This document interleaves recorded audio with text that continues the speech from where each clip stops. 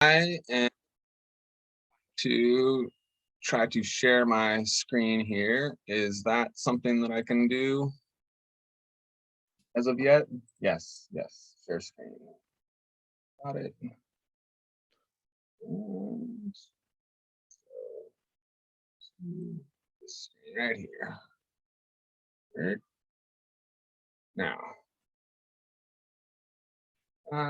Bear with me, you guys. I apologize. I was trying to pull up some pictures here. Okay, can you guys see that panel? Yes, we can, Brandon. Excellent. So this is an example of a Federal Pacific panel. That's one of the panels that I speak about that are a known fire hazard, where the breakers do not trip properly. If you see those little red handles on there, that's a clear indicator that it's one of those style of panels. My ability to make it through these pictures is not working with me here. So I'm going to skip the pictures. So the service panel is the foundation of your electrical system. Older service panels, such as Zinsco and Federal Pacific panels, have a design flaw in which small arcing causes the breaker to fuse in the on position, transforming it into a conductor instead of an overcurrent device. In an overload condition, the breaker will not trip, causing a fire. Faulty main breakers can lose connection on one phase, causing half of the 120 volt circuits and all of the 240 volt circuits to lose power. You see that commonly in Zinsco panels. They have the way that their pickups plug into the bus is just not built well. And after 30, 40 years of being installed, a lot of times they fail.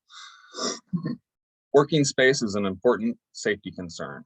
All distribution panels require 30 inches wide, 36 inches deep, and 6.5 feet high, and sometimes greater depending on the working environment. Many times I find subpanels in closets, which is a safety concern for more than one reason. Number one, you don't want a panel in a room filled with flammable material. And secondly, there's generally not proper working space in a closet. The reason for working space is that if a person were to get electrocuted while working in a panel, they need to be able to fall away from the panel. When you get electrocuted, your muscles contract. Combine that with not enough room, and you can have a catastrophic result. Never wind an extension cord up around your arm while plugged in. A number of electricians have been killed in this way because of a nick in the cord causing electrocution. Your arm contracts, not allowing you to let go. So always unplug an electrical cord before you wind it up around your arm, if that's how you choose to wind up your cords. Proper identification and labeling in many houses that we work on is not present. The labeling is incorrect, and yeah, it's important that you have proper identification. It's important for the homeowner to know how to control power throughout their house, and at a minimum where the main disconnect is in case of a fire. Many older houses that we have worked on have no main disconnect and no labeling, leaving the homeowner helpless in an emergency. Many houses in Sonoma County have been through more than one remodel without proper investment into the electrical system, specifically the lighting. To code, the first switch as you enter a room should illuminate the space you are entering to prevent anyone from falling in the dark looking for a light switch. Additionally, if a room has more than one entrance or egress, multiple switches should be installed to allow safe control of the lighting. Outlets wear out over time, and regularly used outlets wear out more frequently. Some examples of these outlets that you see more use are in the kitchen, bedroom, living room, and bathrooms. Outlets that are not properly attached to their box can cause arcing, which is a fire hazard and potential electrocution danger. Outlets that drop plugs can cause arcing as well as electrocution. If anything touches both exposed prongs. Replacement outlets have tamper-resistant features preventing anyone, namely children, from shoving a paper clip or similar items into the outlet. And it removes, you no longer have to plug in those little plug protectors if you have children. When you replace the outlets, those little protectors prevent them from hurting themselves. Grounding and bonding are established at the service panel. Grounding protects your sensitive electronics from overvoltage, and bonding protects people from electrocution. Grounding is established by way of an electrode, a rod, installed into the earth, and provides a path to discharge overvoltage from the utility company in case of a surge. I still recommend surge protectors for sensitive electronics, which can be installed in more than just the endpoint. You can have an entire panel surge protector that protects your house. Bonding creates an effective ground fault path throughout your electrical system. This is established in every metal component and device of your electrical system, as well as the water and gas pipes. In many older homes, one or more of these components are missing, and in some cases, all. Switches and receptacles are points of use in an electrical system and need to be replaced every 10 to 20 years. This gives us a chance to properly bond the endpoint of interaction with people. We had a customer that had an old metal vacuum plugged into an improperly bonded receptacle. When they reached to turn on the light in the room they were entering, they touched the metal screw on the properly bonded switch cover and got dropped to the ground from the shock. If this outlet that the vacuum had been plugged into were properly bonded, the fault would have cleared, tripping the breaker, making it safe. So it is very important to establish proper bonding. GFCI protection is a term to describe an extremely sensitive overcurrent device. The standard breakers in your panel protect your electrical system from causing a fire in an overload condition, but they do not protect people from electrocution.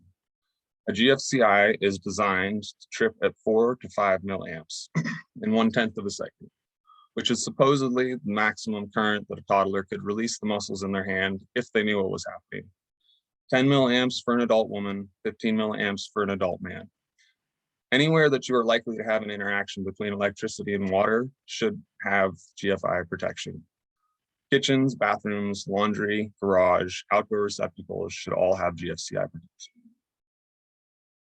Smoke detectors must be installed on every floor of a residence and in each bedroom, and one per hallway serving bedrooms.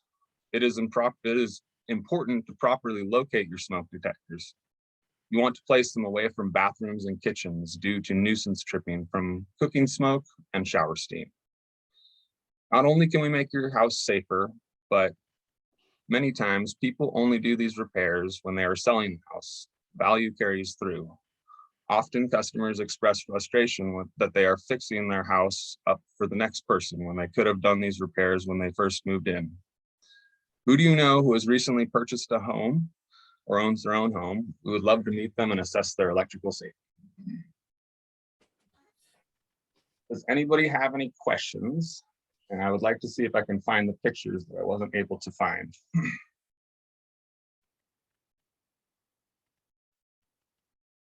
I have a question.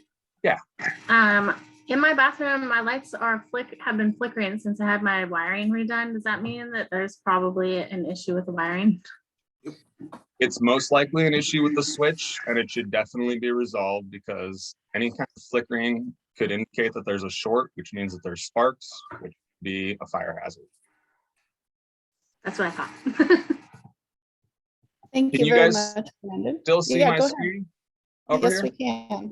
Yeah. Okay, excellent. So this one is an example of a Zinsco panel with no main disconnect. So this is one of the other brands that you see more commonly than the Federal Pacific panels. The fact that it doesn't have a main disconnect makes it even more of a danger, because if you're trying to shut off the power and something's on fire, you want to be able to shut it off right now. And as you can see, they would have to hit 13 breakers, and they wouldn't even know which one goes to what circuit. Basically, in this situation, there was no cover, so someone could just reach in and electrocute themselves. And I see these types of things all over the place.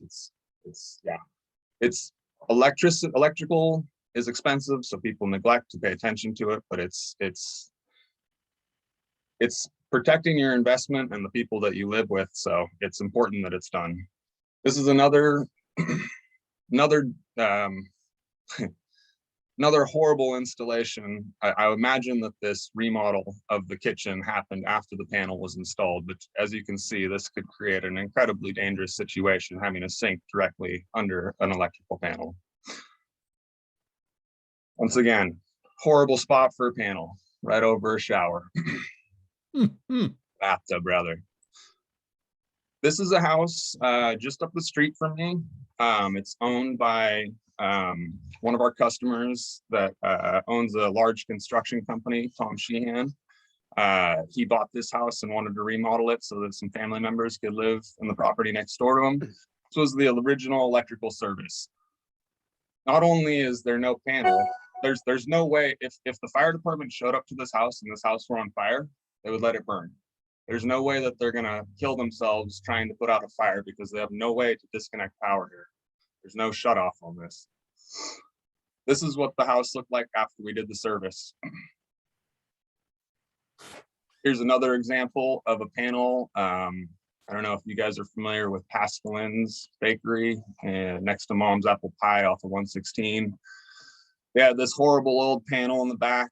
The mast isn't even attached to the panel right here. The screw wasn't attached, so if the wind were to hit that, it could sever the wires and cause a fire, cause fire, sparks, all kinds of terrible stuff. Here's what we replaced it with. We set it up with a interlock so that they could at least run the refrigerators in a power outage. Here's a panel job that we did out in Bodega. So this is out of reach. Brandon, we gotta finish up. problem. I'm sorry. Thank No you. problem, no problem. Thank you, guys. Great job. Thank you very much.